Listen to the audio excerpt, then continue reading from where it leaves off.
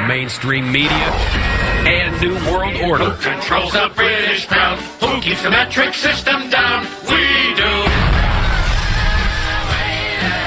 It's Freedom Files with James Burns on American Freedom Radio.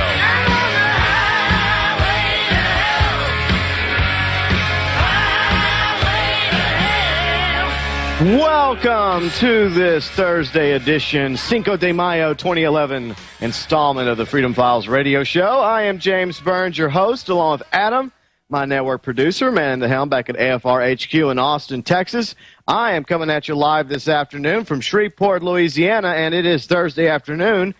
You know what that means, Thursdays with Bob Chapman. He'll be joining us in mere moments. Be sure and check out his website and subscribe to the International Forecaster.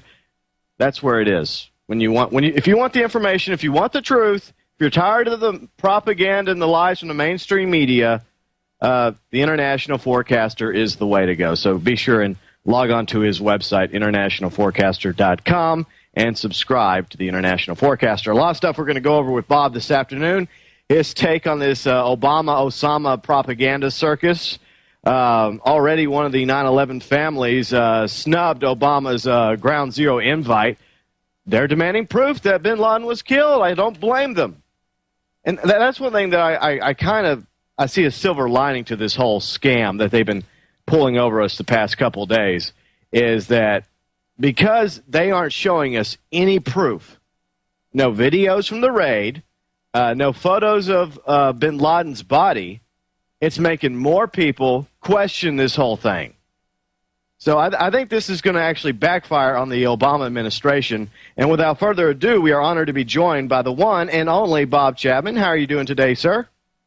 Well, pretty good. And I think they're losing their credibility. I agree entirely. I mean, one thing I want to ask you is, why do you think that they pick now? Because most of us already know that bin Laden's been dead for quite some time now, to roll out this farce, the "We Got Bin Laden" card. And another thing is, why did they blunder so badly? I mean, they had people rallying behind him Sunday night when they rolled out the whole mainstream media bandwagon and the big old speech with Obama playing Decider 2.0. Now it looks like it's falling apart on them. Recriminations, questions. It was poorly planned and executed. Whether it was deliberate or not, I do not know. All I can say is they made a mess out of it. Too many people knew from a long time that bin Laden was dead, especially outside the United States. And between that and this live birth certificate, the American administration, the CIA, the military are the laughing stock of the world. I mean, you should hear the comments that I hear from people who live all over the world, either by email or on programs that I'm on. It's a disgrace. And whether they're looking for a false flag operation here, I don't know, but that possibility always exists. Both events are as bogus as they come. I think the move into Syria, which has a large Russian naval base, and into Libya. Libya in part because the Chinese had 29,000 people working there that they had to take out of there because the U.S. started a war. And they're not too happy about it, nor their supply of sweet crude that they've been getting from Libya. And those are the kind of things that make the Chinese, as an example, say, well, look, we get $3 trillion worth of your paper. We're going to get rid of $2 trillion. And they're serious. This is not a bluff. They could destroy the whole world financial system. And quite frankly, I wouldn't blame them. They get every reason in the world for doing that. They get conned. Criminals run the United States, and believe me, the Chinese leadership, which cream puffs, they know that. The communists are vicious people. It's the part of the political movement and the thought process. But we have begun World War III. Nobody knows it yet, but they will in time. It's very similar, Bob, to the way World War I and World War II transpired. Nobody said, okay, we're in the middle of World War I, we're in the middle of World War II. It was a progression. You know, one thing happened after another, and eventually a whole bunch of countries became involved, and it was just one big gigantic war. And I agree with you about Osama, I'm sorry. I knew I was going to slip up eventually there. Is that I think it was a big distraction because of it's obvious that the birth certificate's a forgery. Hopefully, best case scenario is just to keep people forgetting about all this other stuff going on. The fact that China's out there, like you were saying, they have a ton of our paper on hand, holding it over us, and it's only going to get worse from here. I mean, right now, even though gold and silver prices are down, the Mexican Central Bank has already bought 100 tons of gold. Their biggest spree in 40 years. Plus, China, Russia, India, they've also acquired large amounts of gold. Those three countries are part of BRICS right now. Meanwhile, the U.S. Treasury, Bob, is suggesting a $2 trillion debt cap raise. Until December. Then they got to go get another one. It's ludicrous. How can anybody in their right mind buy American Treasury or agency securities? And they're not. The Fed is buying 80% of them. And it's got to keep on because no one's going to buy them. It's pretty simple. And so, with QE3, or whatever they want to call it, we're going to have an extension of inflation 2.5, 3 years from now. So we get 3.5 or so years of inflation from 14 to 50%. I mean, America's in deep trouble financially, economically. Politically, 95% of them are paid off. And socially, they can't improve the unemployment situation no matter how much money they throw at it. Look at states, cities, towns, and counties and so on laying people off.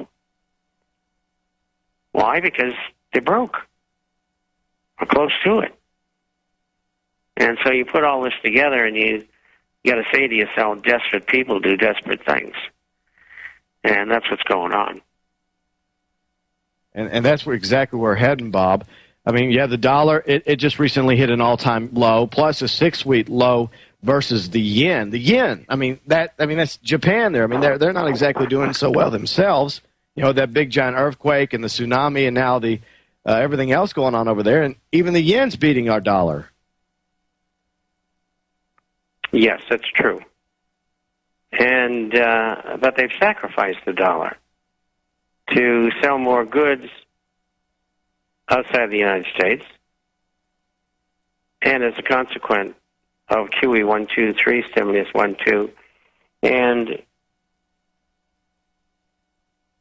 all of the machinations that they've been making in other markets, everybody knows all over the world who's a professional that what they're doing is propping up the stock market and the bond market. And that's just a fact. I mean, what's going on in the commodity market right now is an absolute disgrace. The whole thing is rigged.